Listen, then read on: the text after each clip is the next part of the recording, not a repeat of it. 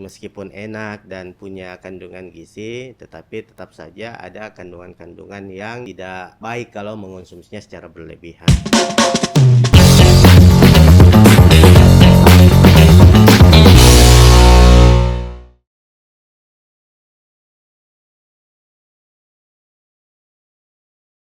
Acara ini dipersembahkan oleh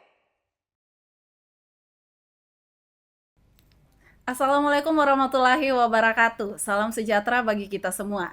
Senang sekali saya Andre Ririn Karina dapat kembali menjumpai Anda dalam Unhas Speak Up.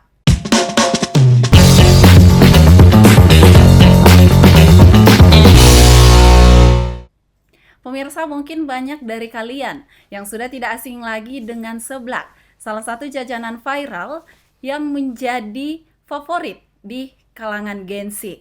Namun tahukah pemirsa bagaimana komposisi gizi dan nutrisi yang terkandung di dalam seblak? Apakah seblak ini sehat atau justru berisiko bagi kesehatan jika dikonsumsi secara terus-menerus? Untuk menjawab pertanyaan ini, di episode kali ini kita akan membedah komposisi gizi dan nutrisi yang terdapat di dalam seblak jajanan Gen Z. Saat ini telah bergabung bersama kami di studio Unas TV salah satu dosen Fakultas Kesehatan Masyarakat Universitas Hasanuddin, Bapak Andi Imam Arundana Tahir, SGS, MPH. Assalamualaikum, selamat pagi Bapak. Waalaikumsalam warahmatullahi wabarakatuh. Selamat pagi. Bagaimana kabarnya hari ini Pak? Alhamdulillah baik. Alhamdulillah Ya. baik. Ya. Baik Pak, berbicara tentang seblak nih Pak. Kalau boleh tahu, Bapak sendiri sudah pernah mencoba seblak atau bagaimana Pak?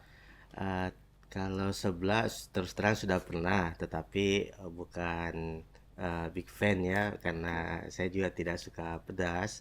Jadi ya cuma sekedar coba-coba aja. Oke, first Iya. impression Bapak sendiri mencoba seblak itu seperti apa?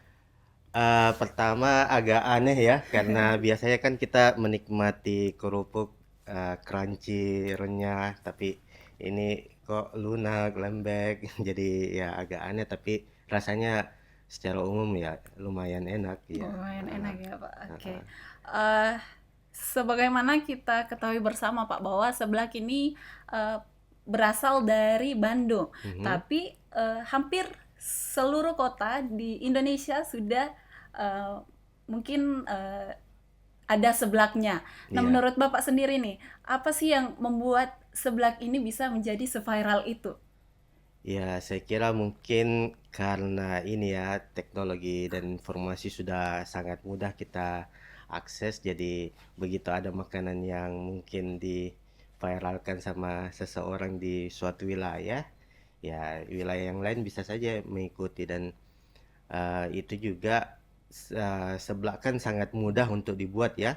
Jadi begitu dapat informasinya terus dibuat, bisa divariasikan, orang mudah memperolehnya, murah. Jadi saya kira itu yang membuat makanan ini gampang diakses, gampang dibuat. Ya. Dari cara olahannya ya Iya, Pak yang seperti mudah. itu. Oke.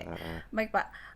Keberagaman seblak ini jadi ciri khas tersendiri nih Pak. Mhm. Apalagi rasa pedasnya atau mungkin dari toppingnya yang melimpah. Dan mungkin dari yang level pedas ini yang mungkin orang katakan bahwa level neraka nih Pak. Iya. Dan orang mengatakan bahwa seblak ini menjadi tersangka makanan penyebab penyakit. Nah, menurut Bapak sendiri ini tuh seperti apa, Pak? Iya. Ya, kalau sampai dibilang level neraka saya belum pernah coba ya, enggak berani juga karena terus terang memang tidak tahan pedas. Jadi ya perlu mungkin masyarakat juga diinformasikan terkait makan makanan yang pedas. Jadi mungkin saya bahas secara umum dulu ya, bukan hanya seblak. Tapi makan makanan yang pedas itu pada dasarnya cukup menyehatkan. Kenapa? Karena di dalam makanan yang memiliki kandungan cabai itu cukup banyak, punya kadar antioksidan yang cukup tinggi. Nah, di dalam cabai itu yang memberikan rasa pedas itu mampu menekan nafsu makan, lalu kemudian baik untuk jantung, lalu kemudian juga baik untuk uh, penderita diabetes. Jadi pada dasarnya cukup menyehatkan jadi makanan yang pedas-pedas itu. Oke. Cuma kan respon manusia berbeda-beda ya. Betul. Jadi ada yang mungkin saya biasa sebut fast metabolizer, ada yang slow metabolizer. Jadi sama dengan makanan pada umumnya seperti kopi, ada yang cocok, ada yang tidak. Begitu juga untuk makanan yang pedas, ada yang cocok, ada yang tidak, ada yang ya tengah-tengah ya. Oke. Nah, itu yang membedakan. Jadi kalau misalkan dia metabolismenya lambat, lalu kemudian mengonsumsi itu dalam jumlah yang banyak dan terus-menerus, ya itu yang bisa membuat tubuhnya merespon ya. Jadi Oke. itu kita sebut ekspresi gen. Jadi dia akan merespon hal-hal dari luar itu dengan cara yang berbeda-beda. Nah, kalau misalkan kita kaitkan dengan penyakit, memang ada, tetapi tidak semua yang disampaikan itu betul. Jadi biasanya yang beberapa artikel kalau makanan pedas itu terkait dengan uh, peradangan di usus, kemudian nyeri pada perut, tidak Sistem sampai pencernaan ya, ya Pak. sistem Iya. pencernaan, tidak sampai tukak lambung, tidak sampai seperti itu. Iya. Oke, baik Pak.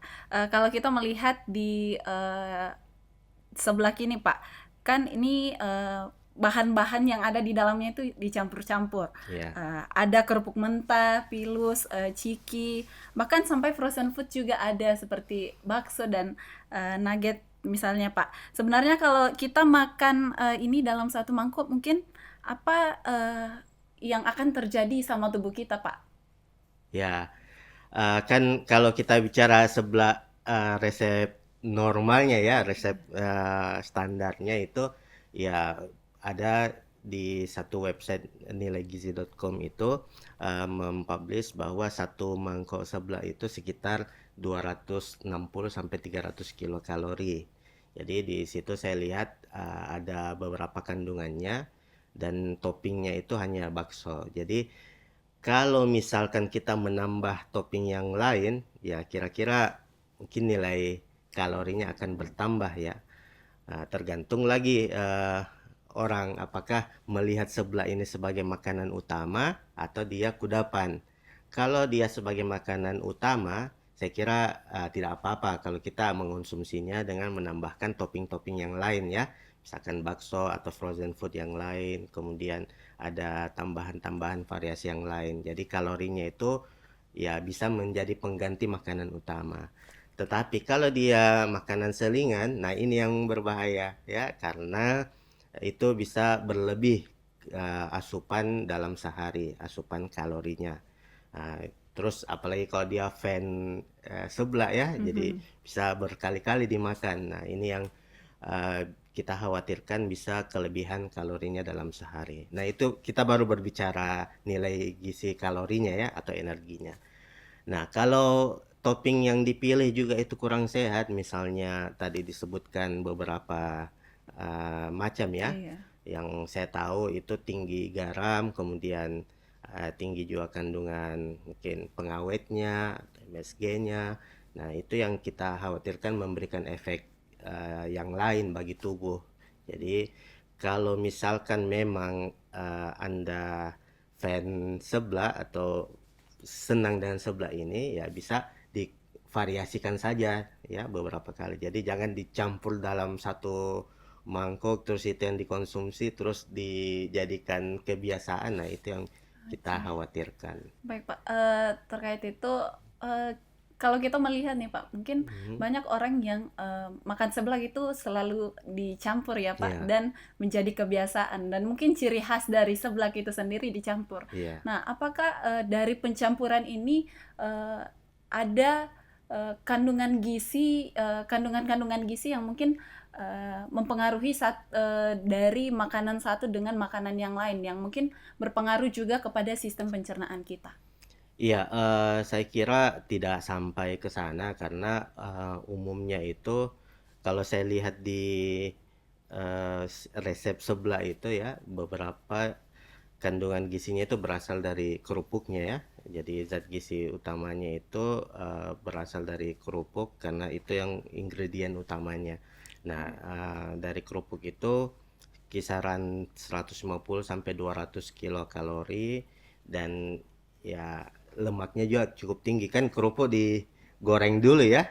Ya, jadi kita dapat asupan minyak dari sana, asupan lemaknya dari sana. Kemudian kalau mau bagus dikombinasikan dengan sayur-sayuran supaya kita dapat juga kandungan seratnya. Kemudian ditambah tadi bakso misalnya atau frozen food yang memang ada kandungan seafoodnya itu supaya kita dapat proteinnya. Jadi kita dapat yang cukup komplit, ada karbohidrat, protein, lemak, kemudian ada seratnya juga. Jadi kalaupun ini dikonsumsi bersamaan saya kira tidak ada masalah ya. Dan tidak ada zat-zat gizi yang saling bertentangan di situ. Jadi boleh-boleh saja dikonsumsi semua. Untuk efeknya Iya. sendiri bagi kesehatan mungkin, Pak? Nah, ya kalau saya sempat membaca sebuah artikel yang menarik, dan kalau misalkan kita analogikan sebelah ini sebagai makanan-makanan yang kental dan pedas ya, bisa dianalikan di jurnal yang dipublikasikan di Nature oleh Kain itu, yang meneliti tentang kari India yang dikonsumsi oleh orang-orang. Nah, ini ya saya kira dalam jurnal ini cukup menarik menyoroti perubahan komposisi bakteri ususnya, yang dimana ternyata meningkatkan kandungan atau komposisi Bifidobacterium. Nah, Bifidobacterium ini bakteri yang baik sebenarnya bagi usus. Jadi kalau kita analogikan sebelah dengan kari India ini yang menurut saya memang relatif mirip ya, saya kira juga sebelah berpotensi ya mempengaruhi komposisi bakteri ususnya yang kemudian meningkatkan golongan bakteri-bakteri yang baik ya. Oke. Jadi ya menurut saya di sisi lain terlepas dari mitos-mitos yang kita dengar Iya, ada betul. penyakit ya yang saya sebutkan tadi oleh karena respon dari gen seseorang yang mungkin cukup lambat dalam memproses itu, tapi di sisi yang lain sebelah sebenarnya ya cukup bagus dengan catatan ya komposisi ingredientsnya itu harus yang seimbang dan memiliki nilai gizi karena itu memberikan efek yang baik bagi usus seseorang. Ya. Oke. Baik pemirsa, kita akan membahas lebih dalam lagi terkait komposisi gizi dan nutrisi yang terkandung dalam jajanan seblak, jajanan yang viral di kalangan Gen Z. Untuk itu jangan kemana-mana, kita akan lanjut setelah jeda berikut.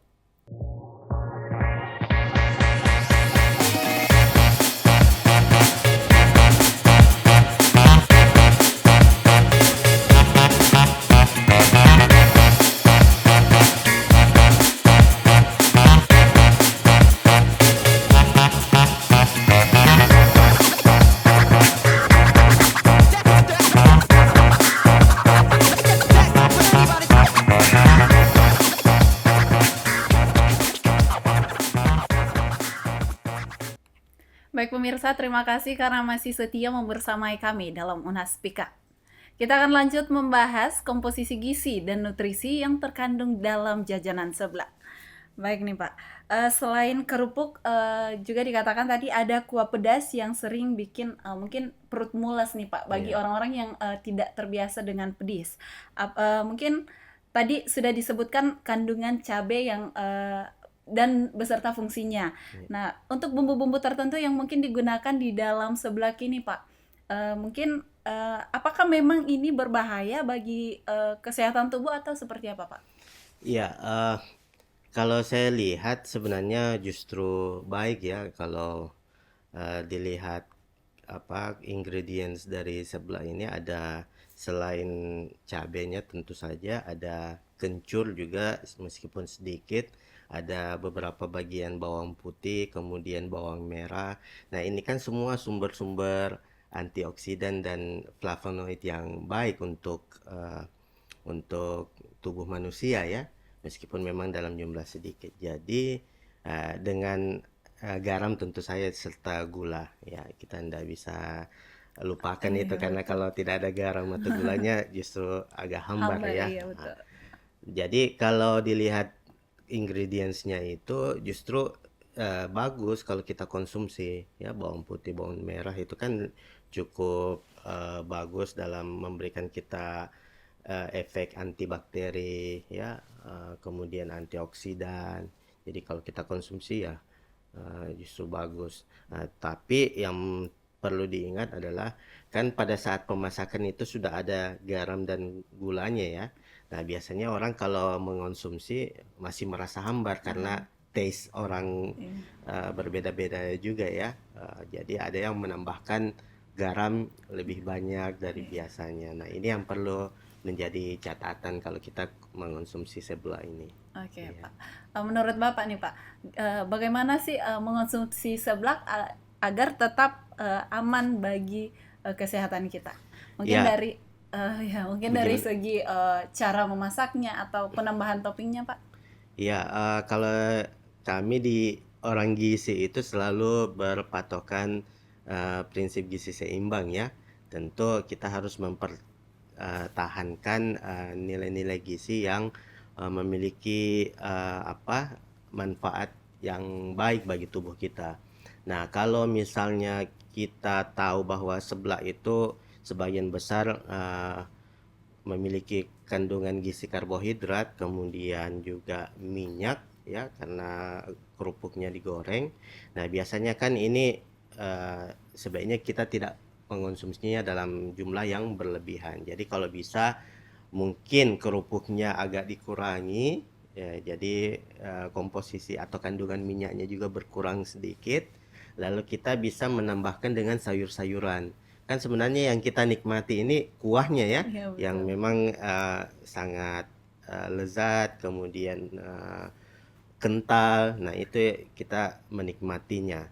Jadi kalau misalkan kita kurangi kerupuk dan minyak itu, saya kira tidak terlalu signifikan dalam mengubah rasanya.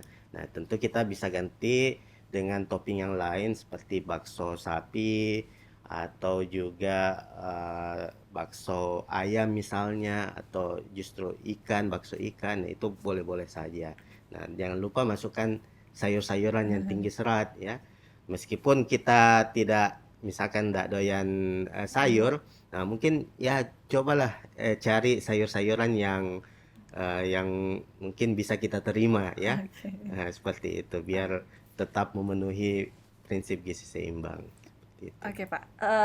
Kalau kita melihat tanda-tanda atau mungkin gejala-gejala yang harus diwaspadai kalau tubuh kita sudah mulai tidak kuat makan pedas atau makanan seperti seblak ini seperti apa, Pak? Mungkin tanda-tanda dan gejalanya. Iya, kalau ini agak sulit kita jawab juga ya, karena setiap orang ya sekali lagi beda-beda efeknya dan responnya. Kalau misalkan secara pribadi, kalau misalkan udah terlalu pedas, biasanya hidung saya udah memerah, kemudian udah tidak bisa menelan lagi. Jadi kalau sudah seperti itu, ya sebaiknya dihentikan saja ya. Atau kalau misalkan sebelumnya kita mengonsumsi level cabai yang sekian, misalkan level 5, terus setelah pulang ke rumah ada efek ya kita jadi diare atau justru perut kram. Nah, itu bisa pada saat kunjungan berikutnya atau kita mau konsumsi berikutnya coba level 4 atau level 3. Jadi kita cari enaknya seperti itu. Oke, jadi Biar tergantung respon tubuh ya, iya, Pak. Iya. tergantung respon tubuh. Sama kan kalau kita minum kopi juga ada yang 3 cangkir, 2 cangkir, ada yang satu sudah berdebar-debar kan. Jadi kita yang lebih tahu kondisi tubuh kita. Kalau kita konsumsi agak berlebihan, nah mungkin bisa tingkatannya dikurangi seperti itu. Oke, mungkin bisa Pak nih diberikan tips-tips untuk pemirsa Onas TV bagi yang doyan seblak. Iya, kalau tipsnya tips resep atau tips apa ini? Tips mengonsumsi, Oh, Pak. tips mengonsumsi. Jadi, misalkan ya, kalau kita mengonsumsi seblak itu, kalau bisa tidak tiap hari ya. Meskipun enak dan punya kandungan gizi, tetapi tetap saja ada kandungan-kandungan yang kita tidak baik kalau mengonsumsinya secara berlebihan, khususnya kandungan lemaknya yang cukup tinggi, bisa sampai 10 sampai 16 gram ya. Jadi kalau kita mengonsumsinya sebagai kudapan itu akan sangat berlebihan. Jadi saat Anda mengonsumsi seblak, utamakan itu sebagai makanan pengganti makanan utama, misalkan makan siang atau makan malam ya.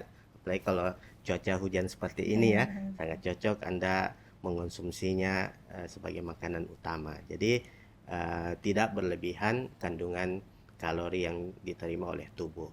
Nah, kemudian jangan lupa masukkan sayur-sayuran karena ini menjadi sumber utama serat di seblak itu ya. Jadi masih bisa dikategorikan sehat ya seblak itu. Terus upayakan juga sesuai dengan kondisi tubuh Anda. Kalau merasa sudah sangat kepedisan atau sudah tidak tahan, jangan dipaksakan, atau pada saat konsumsi berikutnya ya upayakan kita mengurangi level kepedasannya supaya tidak memicu perubahan fisiologis dalam sistem pencernaan kita, karena itu bisa memberikan efek samping, tidak hanya membuat kram atau peradangan, tetapi juga bisa merubah komposisi bakteri usus kita yang bisa saja tidak memiliki bakteri usus yang baik seperti itu. Baik, Pak.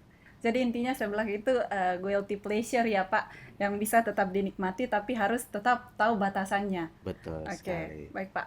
Sebagai closing statement mungkin Bapak bisa berikan pesan kepada pemirsa Unas TV. Ya, pesan saya upayakan kita mengonsumsi makanan yang bergizi seimbang, meskipun ada makanan yang favorit kita, tetapi jangan jadikan itu makanan yang kita konsumsi setiap hari. Kenapa? Karena makan makanan yang beragam tentu akan memberikan zat-zat gizi yang beragam pula, dan semakin beragam makanan kita akan semakin sehat dan semakin bermanfaat bagi tubuh kita. Saya kira itu saja. Baik pemirsa, kita sudah mendengarkan banyak hal menarik terkait komposisi gizi dan nutrisi yang terdapat di dalam seblak, jajanan favorit di kalangan Gen Z, dari Bapak Andi Imam Arundana Tahir, SGS MPH. Pemirsa, seblak memang enak dan bahkan bikin nagih, tetapi jangan lupa untuk tetap menjaga keseimbangan pola makan. Sesekali boleh mengonsumsi seblak asal tidak berlebihan dan tetap diimbangi dengan makanan bergizi lainnya. Untuk itu kami ucapkan terima kasih kepada Bapak Andi Imam Arundana Tahir, SGS MPH, atas waktu dan kesempatannya untuk berbincang bersama kami di Unhastika. Terima kasih juga kami ucapkan kepada seluruh pemirsa Unhas TV yang telah setia menyaksikan Unhas Pick Up episode kali ini. Jangan lupa untuk terus saksikan program-program menarik lainnya dari Unhas TV. Akhir kata, saya Andrea Ririn Karina mewakili seluruh kru yang bertugas. Pamit undur diri dan sampai jumpa.